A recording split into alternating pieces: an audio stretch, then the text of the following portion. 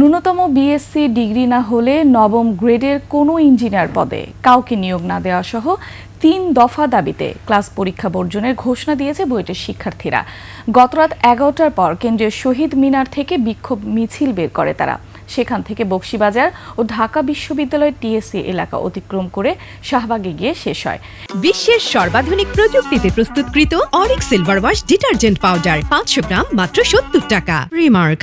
এ সময় শিক্ষার্থীরা দাবি করেন ডিপ্লোমা ডিগ্রিধারীদের ইঞ্জিনিয়ার পদে চাকরি মেনে নেবে না তারা। দশম গ্রেডে ইঞ্জিনিয়ার পদে ডিপ্লোমাদের কোটা বাতিলের দাবিও হয়ে ওঠে সেখানে। এ সময় বিএসসি ইঞ্জিনিয়ার ছাড়া কেউ যাতে ইঞ্জিনিয়ার পদ ব্যবহার করতে না পারে সেই দাবিও জানায় শিক্ষার্থীরা।